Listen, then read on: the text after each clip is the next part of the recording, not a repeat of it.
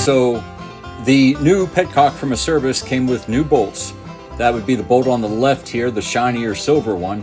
The darker one is what came with my Acerbis tank back when I bought it, when I put the petcock in. I determined that I really wanted to use the original bolts, so I kept track of which side was which side, you know, front versus rear, and I used the same bolt in the same holes instead of chancing that the new bolts, that the thread was off just a little bit in either direction or in either way for depth, for pitch, for anything, because you can only do so much wear to these plastic tanks before you end up with leaks.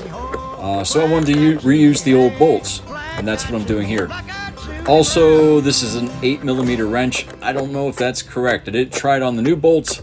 On the old bolts, there was enough slop that I think it could have been a 7mm wrench is what I was supposed to use. I don't know why Acerbis doesn't tell you, like in the directions, even if I had used the new bolts, what size to use. Anyways, so I used the 8. It was a little sloppy. That's why I sped up most of this video, just to keep it going.